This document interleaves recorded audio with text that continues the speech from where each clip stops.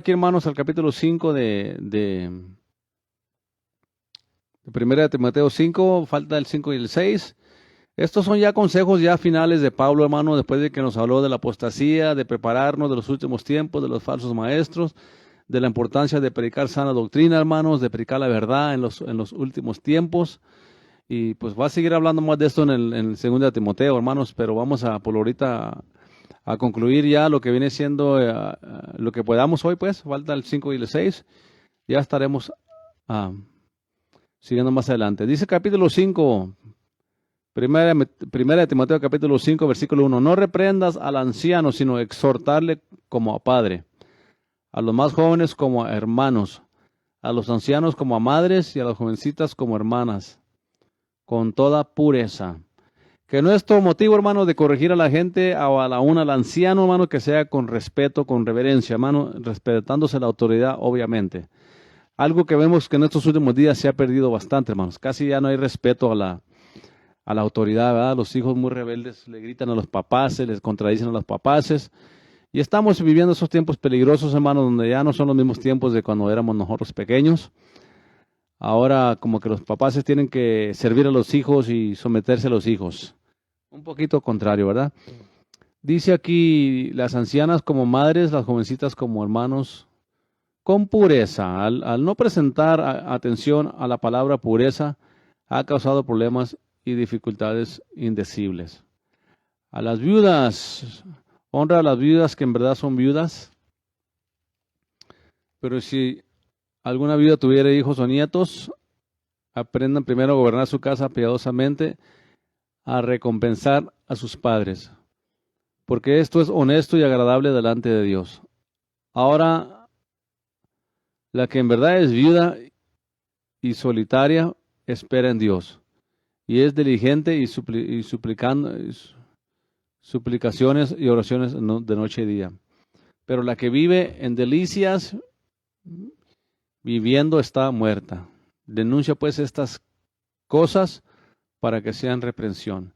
O sea, el aspecto que tenía Timoteo, hermano, el mandato que tenía Timoteo tocante a la iglesia del Señor, a las iglesias, era instruirles no nomás en lo espiritual, en contra de las apostasías falsas, las doctrinas de demonios, sino también instruir cómo debían de llevarse los ministerios cuando hay viudas, huerfanitos, cuando hay gente que tiene necesidades en la sociedad, hermanos.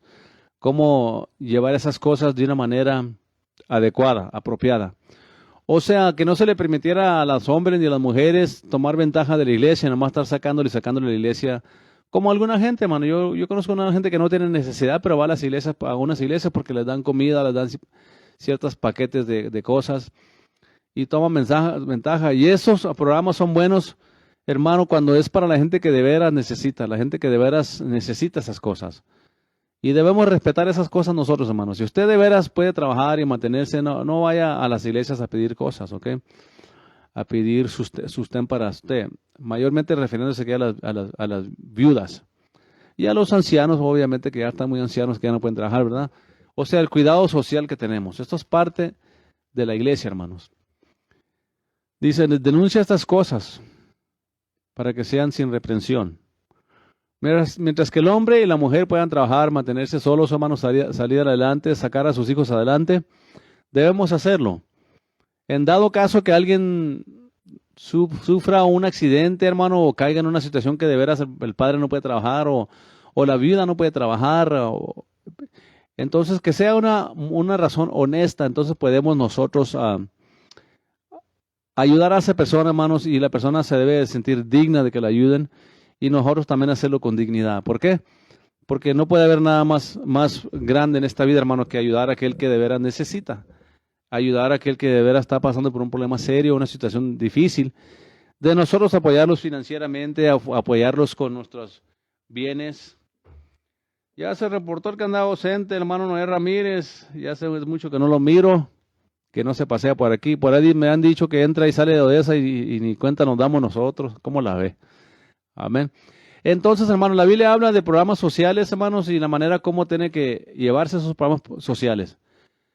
Una persona no debe abusar de la iglesia porque está bendecida la iglesia o porque puede dar comida hay iglesias que están bien bendecidas, hermanos, y que tienen ya un programa estable de darle comida a la gente, pero no ser abusivos, hermano. Si la persona de veras puede trabajar y mantenerse sola, hágalo. Esto es para los casos que la gente que de veras necesite, porque déjeme leer una cosa. Cuando hay gente que va a estas iglesias donde ayudan a las sociedades, ¿sabes? Hay iglesias que están como el Samaritan Purse, hermano, de Franklin. Ellos tienen millones de dólares y ellos tienen un avión que es hospital. Ahorita andan en Ucrania ayudándole a la gente que está lastimada. Pero lo hacen, ellos tienen los fondos, hermano. Pero tenemos que tener mucho cuidado, hermano, porque si usted va y usted de veras no tiene necesidad de ir a una iglesia nada porque están dando cosas gratis, usted le está faltando respeto no nomás a Dios, sino a aquellos que de veras necesitan. Y usted les está haciendo una desventaja para los que de veras necesitan. Por eso hay que hacer estas cosas, hermano, ordenadamente, con amor, obviamente, para el bien de la gente. Amén. Si alguno no tiene cuidado de los suyos, mayormente los de su casa, la fe negó. Ahí está lo que dice, lo que viene diciendo Pablo a Timoteo, hermanos. Todo padre y toda madre que trabaja, hermanos, o todos tenemos un compromiso como papás, en nosotros como padres. Tenemos el compromiso, hermano, de suplir para el hogar las necesidades cotidianas, la comida, la educación de nuestros hijos, el colegio, la universidad, lo que sea, hermanos. Tenemos la obligación de hacerlo, aunque a veces es bien caro, bien caro la universidad, pero mientras que de nosotros dependa, hermanos, tenemos que suplirle a nuestra familia lo que ellos necesiten. No tenemos que darle lujos demasiados, como hoy en día que los niños quieren todo lujoso, tenis de $200, $300. No necesariamente, hermano, estamos obligados a cumplirle los caprichos a nuestros hijos de lo que ellos quieran. Simplemente tenemos el compromiso, hermanos, de apoyarlos financieramente, de apoyarles con lo que necesitan a los niños, a los hijos. Pero dice aquí que si yo como padre no suplo para los niños, pudiendo hacerlo, obviamente. Ahora, si yo estuviera inválido, no pudiera trabajar, hermano, y ya no pudiera suplir mi familia, pues ya no, ya no sería por cuestión de mi negligencia. Aquí se está refiriendo más bien a la gente que es ociosa.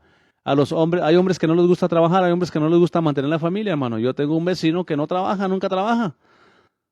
Y quién sabe cómo le hará para pagar ahí su renta y sus biles, pero no trabaja nunca este muchacho y se mantiene empleitado ahí todo el tiempo peleando. Cada rato llega la policía, bien problemático. Y a eso se refiere, hermano, a no ser ociosos como hijos de Dios, porque negamos la fe.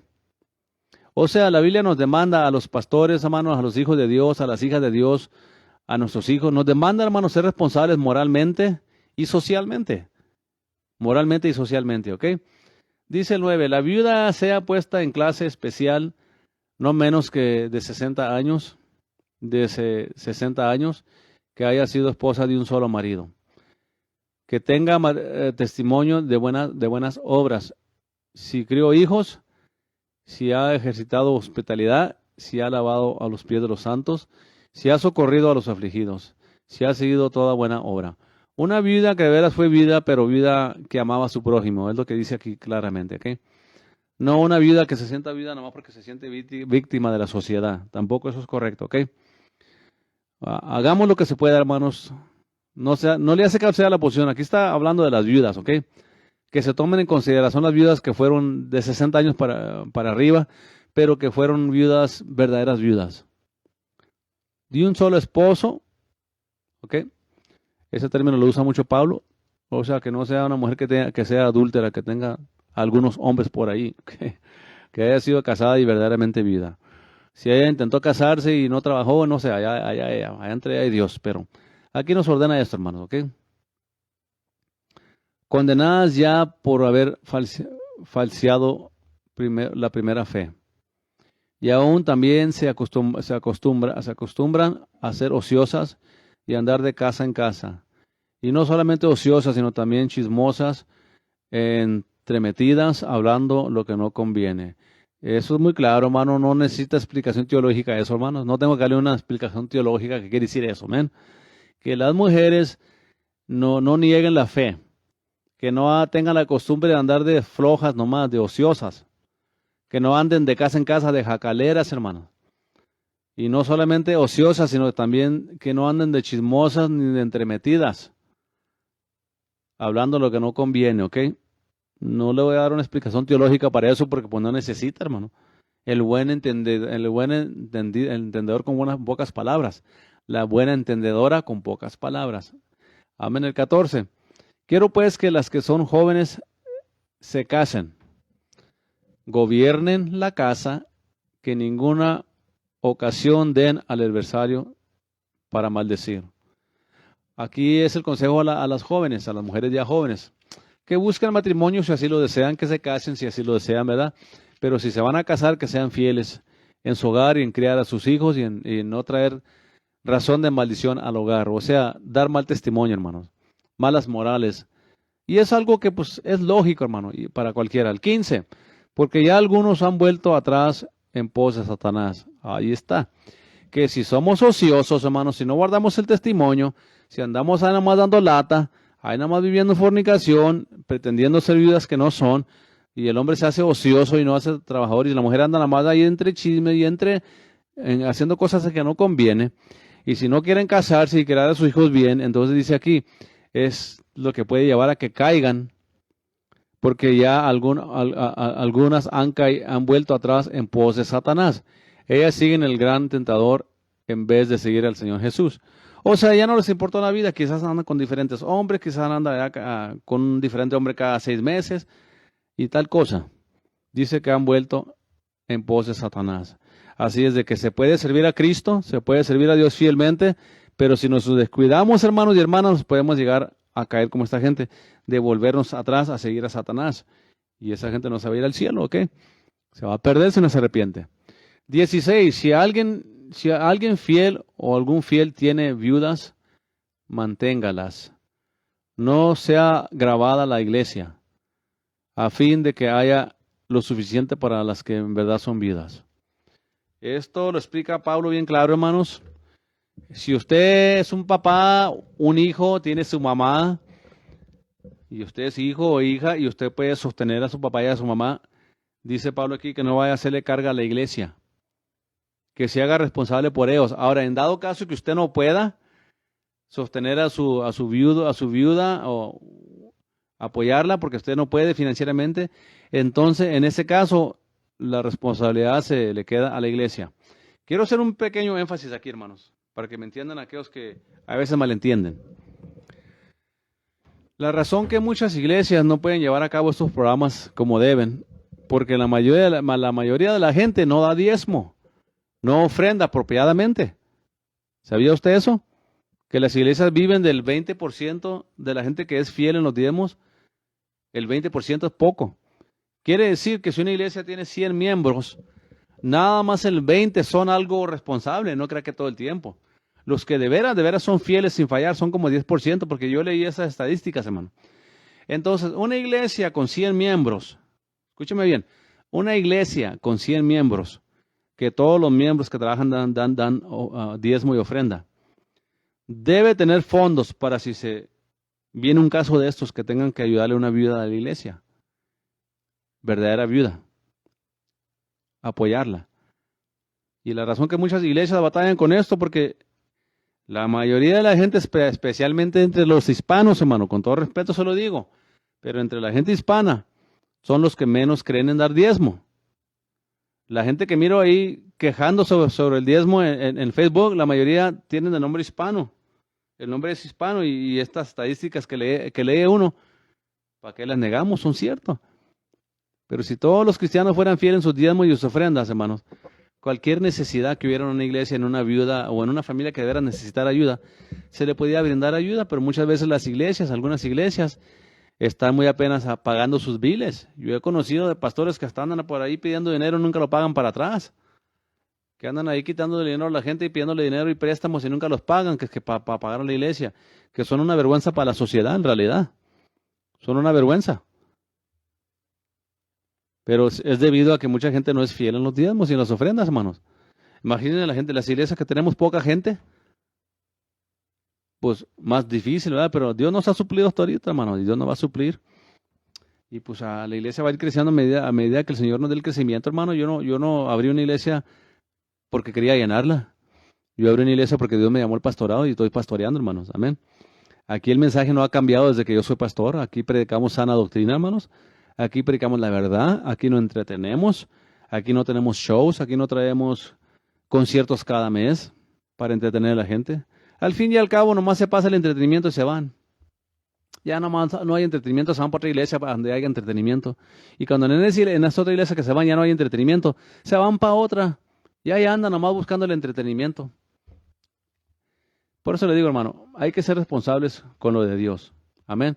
No hacer nada por necesidad, no hacer nada por que nos quejándonos, hermano. Hay de quejones. Sino hacer todo con amor para Dios, por amor a los hermanos, por amor a la obra de Dios.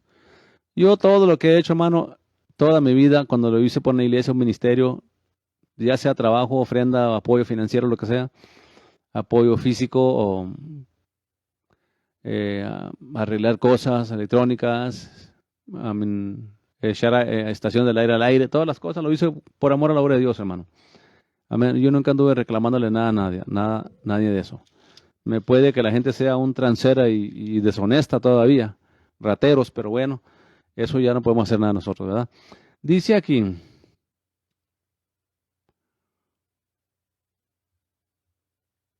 el 17, los ancianos que gobiernen bien sean tenidos por doblemente dignos de honra.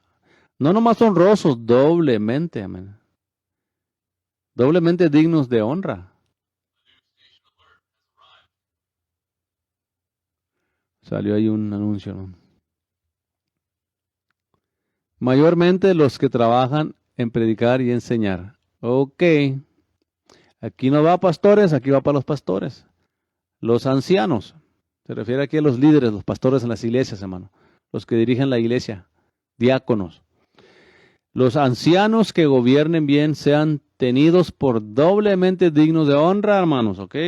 No dice honrosos, dice doblemente, o sea, que le echemos la segunda milla en ser honrados, íntegros, hermanos, respetuosos en todos los aspectos, moral, financiera, hermanos, y éticamente. Porque yo he conocido por ahí iglesias que a mí me han dicho que los diáconos andan ahí buscando a las hermanitas, que es que visitándolos en las casas de ellas. De chiflados con las hermanas. A mí me han dicho eso, hermano. De diáconos. Tengamos cuidado de ser doblemente dignos de honra. Mayormente trabajan los que trabajan en predicar y enseñar. Porque la escritura dice, no embozarás al buey que trilla, y digno es el obrero de su jornal, de su salario. Contra el anciano, no recibas acusación, sino con 2 o 3 testigos. Este es un problema serio, hermano, en esta área de Odessa. Hace algunos años atrás, hermano, un siervo de Dios, que yo respeto, dijo que venía una tormenta negra, obscura, pero diabólica, del norte hacia a esta área donde estamos viendo ahorita, que es el Permian Basin. Cuando él le preguntó al Señor qué significa esta nube negra, tormentosa, espantosa, ¿qué significa? Estas fueron las palabras que dijo el siervo este. El Espíritu Santo me mostró que en esta área venía un terrible espíritu de difamación, de divulgar gente. Y que si yo no lo he visto eso, hermano, en mi vida personal, gente acusándome de cosas, hermano, que usted ni se imagina. Gente hablando mal de mí. Que hablaran verdad sería otra cosa. Que hablaran honestamente sería otra. Pero el problema es que van y tergiversan la historia, la cambian, la acomodan a su manera para difamar gente. Y a mí, yo lo he visto en mi vida personal esto, hermanos, de andar difamando gente. No es lo mismo lo que yo hago en la hora veriana de exponer a falsos maestros, de exponer falsas doctrinas, a difamar personalmente a la persona. Y dice aquí que no anden aceptando acusación ustedes de un pastor, no más porque alguien dijo. Y este es donde muchos de estos cobardes no cumplen. Porque yo conozco a algunos de estos pastores y pastoras. Son un montón de cobardes. No tienen integridad, hermanos. han cometido inmoralidades en sus iglesias y no hacen nada porque tienen mucho poder ellos ahí, mucha posición. Y son cobardes, ¿saben por qué le digo? Porque hablan lo que les da la gana detrás de la espalda de uno, van y levantan falsos, acusan falsamente, pero nunca vienen y confrontan a uno frente a frente. Porque yo soy de ese tipo de persona, y ustedes los que me conocen, ustedes con los que yo he tenido que hablar muy pocas veces, saben muy bien que yo no ando con rodeos y no ando sacándole vueltas al paquete.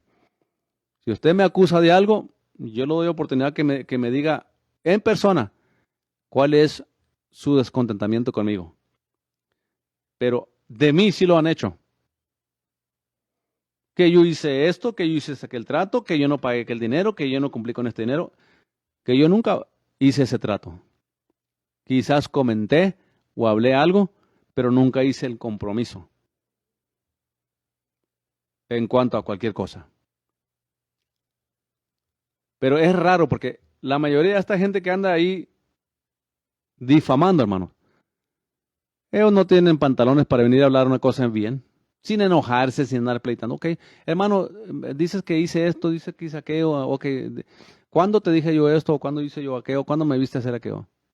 Me han acusado, hermano, a mí, en tiempos pasados, que yo he andado con otras mujeres, hermano. Que yo he andado con otras mujeres. Déjame leer una cosa, hermano. Eso es pecado y blasfemoso delante de Dios. Dice aquí, claramente, que si usted va a acusar a un anciano, dice que tenga 2 o 3 testigos. O sea, no hable por hablar. Hable cuando tenga la razón. Y hable verdad. Porque yo he tenido que enfrentar a un poco por ahí, hermano. No muchos, pero los he enfrentado. Y lo hago con respeto, hermano. Lo hago con dignidad. Le digo, hermano, esta queja tiene usted contra mí. Me puede decir la razón por qué. Y déjeme leer una cosa. La mayoría lo niegan. ¿Por qué? Porque les gusta andar de escandaloso nomás. ¿Ok? Así es de que tenemos que tener testigos cuando vamos a traer una acusación contra un hermano o una hermana. Entramos aquí a otro aspecto ya de Pablo a Timoteo en primera Timoteo 5:20. A los que pecaren, repréndelos delante de todos, para que los otros también teman. Y esta es la manera, hermanos, apropiada de reprender a alguien que anda ahí deschiflado causando daño en la iglesia. Problemas verdaderos en la iglesia. No que le preguntaron al pastor una pregunta y se enojó el pastor. Porque yo he conocido pastores que usted les pregunta algo, se enojan. Y luego lo etiquetan a usted como un rebelde. O si no te gusta, alárgate de mi iglesia, te dicen, vete de mi iglesia. Así le dicen a la gente. Esos son los pastores que aman a la gente, supuestamente, ¿verdad? Pero dice aquí, a los que pecaren, repréndelos delante de todos, para que los otros también teman. Ahora, aquí hay poquita sabiduría, hermano. Si un hermano por ahí tiene una falla, comete una falla, no vaya a ir difamarlo públicamente tampoco. Aquí no es el énfasis, le voy a leer las notas de Jim Swaggart. A los que pecaron, refiriéndose a los predicadores, a aquellos que pecan y no se arrepienten. Repréndolos delante de todos. Debe hacerse delante de los demás predicadores y no el cuerpo entero de la iglesia, como lo confirma la siguiente frase, para que los otros también teman. Como dicho, se refiere solamente a los demás predicadores y no delante de todo el cuerpo de la iglesia. No algo públicamente, hermano. ¿Se fijan lo que le estoy diciendo? Cuando Pedro se empezó a volver a las raíces hebreicas y andaba ahí guardando ceremonias y absteniéndose de gentiles, no comía enfrente de Dios. Cuando miraba a los judaizantes venir, hermanos, dice ahí en segunda de Gálatas capítulo 2, dice claramente que Pablo, el apóstol, reprendió a Pedro públicamente. ¿Se fija? Tenemos que entender que esta exhortación es como lo que hago yo en la hora veriana, hermano. En la hora veriana y mis explicaciones a gente que ha llamado a la estación, que me ha criticado, que el pastor no debe ser eso. ¿Quién es él para juzgar? Él no debe andar juzgando. Entienda la diferencia usted bíblicamente. Cuando yo expongo a un falso maestro, una falsa doctrina, yo tengo la autoridad y el derecho de exponer su nombre y su doctrina para que los otros sean alertados de este falso movimiento que se mete en la iglesia. Yo no debo como pastor ni como cristiano exponer aquí en este púlpito públicamente un pecado personal de la persona, una falla moral de la persona, con el motivo de difamarlo nomás, de avergonzarlo públicamente, porque mi motivo ya no es correcto, mi motivo ya no es sano, es equivocado. Entendamos la diferencia de reprender abiertamente cuando es algo doctrinal, cuando no es un ataque personal. Pero cuando es algo personal y yo quiero exhortar a un hermano, lo voy a hacer con amor personalmente. Yo le he mencionado las falsas doctrinas de Kenneth Copeland, de Kenneth Hagin, de Joel Osteen, de George Myers, de Rebecca Brown y sus libros de que hablan puro de demonios, de brujerías. Lo falso que son esos libros y por qué los cristianos no deben leer esos libros. Porque son experiencias de ex brujos, ex satanistas que ellas quieren meter a la iglesia. Y a ella yo la expuse públicamente por su doctrina. Pero usted nunca jamás ha escuchado al pastor Pando exponer personalmente por una falla moral a ningún predicador. Porque no es bíblico. ¿Entiende la diferencia? La Biblia dice que tenemos que contender por la fe, hermanos. Contender por la fe y ser contencioso son dos cosas muy distintas. Ser contencioso es una persona que en la carne le gusta alegar por alegar con otro hermano, nomás para andar contendiendo. Eso es pecado. Contender por la fe, levantar el estandarte en contra de falsos maestros, falsas doctrinas, aún mencionarlos por nombre, es nuestro deber y tenemos autoridad bíblicamente. Usted lo lee a través de la palabra de Dios una y otra vez. Ahí está la diferencia, por eso tenemos que hacer esto abiertamente. 21.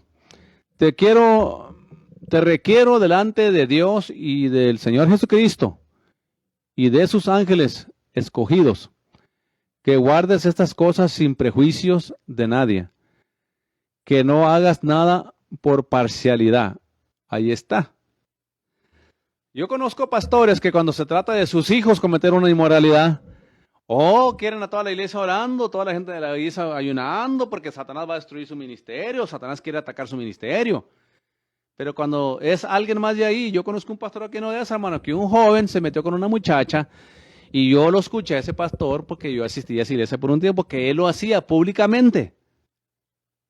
Públicamente, pero cuando su hijo se metió con la novia, puso a toda la iglesia a orar, a clamar a Dios porque Satanás quería destruir la iglesia. Ahí sí convino, ¿verdad? A ser bíblico, pero en lo otro no. Tengamos cuidado porque dice aquí Pablo a Timoteo que no hagas nada por parcialidad, Timoteo.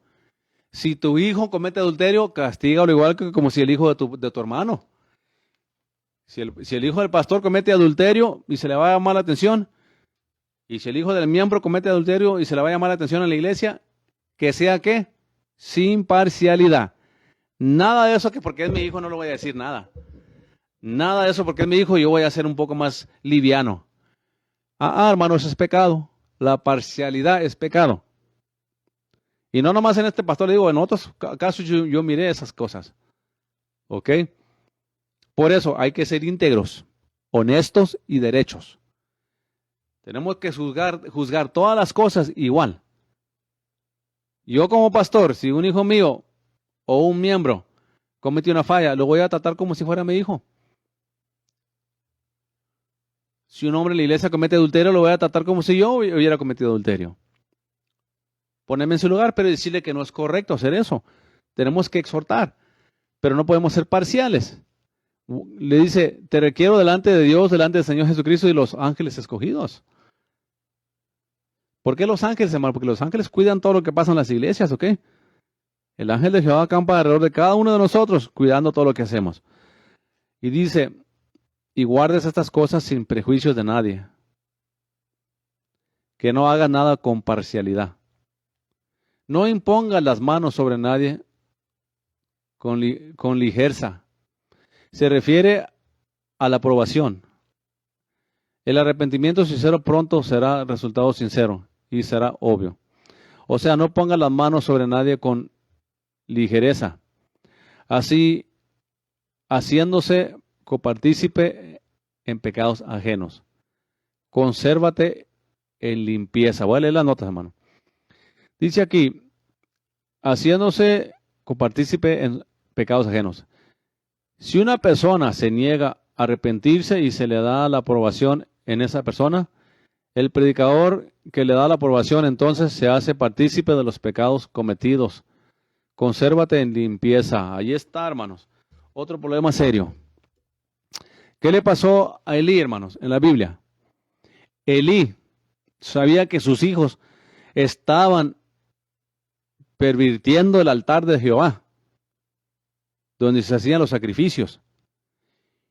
Y dice la escritura que Elí miró lo que andaban haciendo sus hijos y le llevó palabra que sus hijos andaban aportándose inapropiadamente con mujeres en el templo, en el santuario. Y lo que hizo Elí, ignoró, hermanos, miró para el otro lado.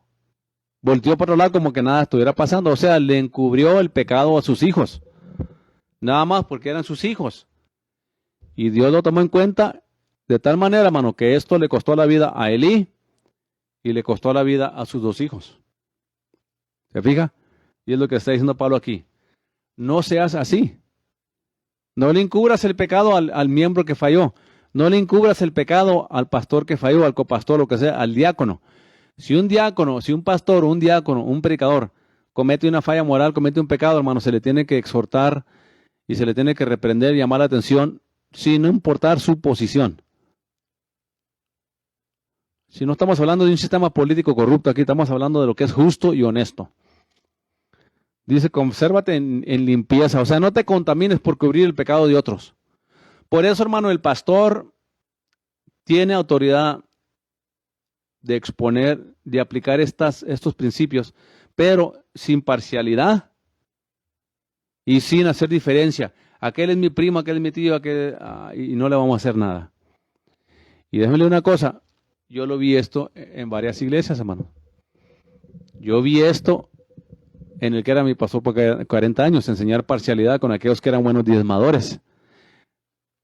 Y a eso los trataba con más respeto que aquellos que casi no contribuían a la iglesia. Eso yo lo vi. Y nadie me lo puede quitar de que lo vi. Déjenme ver si puedo acabar el capítulo 5, hermanos, antes de irnos. No bebas de aquí en adelante agua, sino usa un poco de vino por causa del estómago y tus continuas enfermedades. Aquí va para todos aquellos amigos y amigas y creyentes que dicen que no debemos hablar negativo ni confesar negativo, que debemos hablar nomás palabras bonitas, palabras de fe. Sea real, hermano, sea práctico también usted. Porque desde que entró esta filosofía positiva a la iglesia, la ciencia de la mente, que yo puedo crear mi propia realidad con lo que digo, que las palabras que yo digo me sanan o no me sanan. Nada de eso, hermano. Nada de eso enseña la Biblia. Aquí los vemos en la explicación de Pablo claramente. Le dice Pablo a Timoteo, no bebas de aquí en adelante agua, sino usa un poco de vino por causa del estómago y de tus continuas enfermedades. No le dijo, confiesa que no tienes nada, declara que no tienes nada, decreta que no tienes nada. Timoteo le dijo, no, le dijo, toma agua, toma vino también, Timoteo, por esas enfermedades frecuentes en tu estómago. Nada que ver, hermano, con lo que Dios enseña de que yo decreto, yo declaro, no lo digas, no lo confieses, no lo admites, repréndelo. Porque la iglesia de hoy en día sigue un evangelio falso, filosófico, basado en la filosofía positiva. Y aquí Pablo nos enseña claramente, hermanos, que no hay nada mal con decir que estamos enfermos. Él está diciendo a Timoteo, tú estás enfermo, toma vino porque tú tienes problemas en tu estómago y las tienes continuamente. Continuas enfermedades, le dice aquí Pablo a Timoteo. ¿Se fija? Dice, los pecados de algunos hombres, antes que vengan ellos a juicio, son manifiestos, más a otros les vienen después. Asimismo, las buenas obras antes son manifiestas, y las que son de la otra manera no pueden esconderse.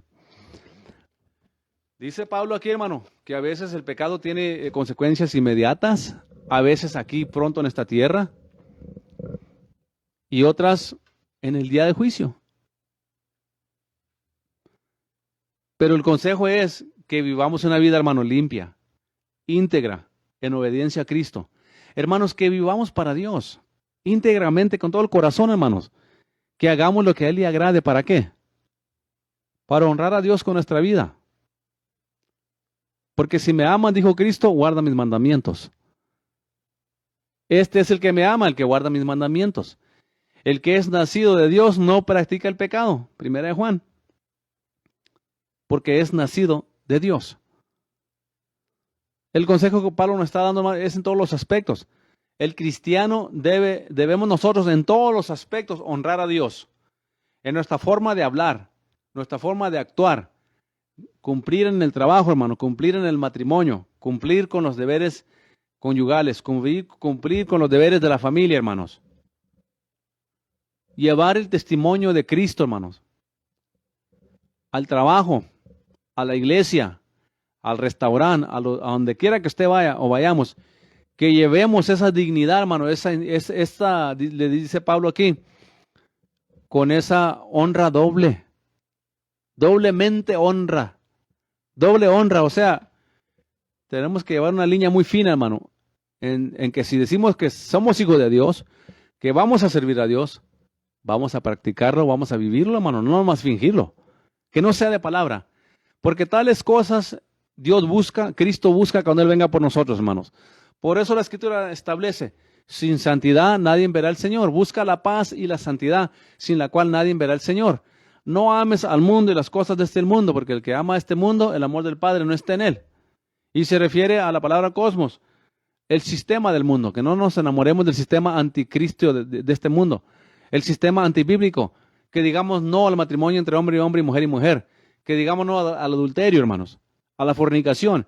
Lo que el mundo aprueba, que nosotros entendamos que la Biblia no lo aprueba, a eso se refiere el consejo de Pablo a Timoteo en todos los aspectos, moral, financieros, espirituales, como pastor, no seamos parcial. Si vamos a ver injusticia, vamos a ser justos, sea hijo, no sea hijo, sea familiar, no sea familiar. No jale nomás para el lado de su familia. Vamos a hacer lo que es correcto y justo.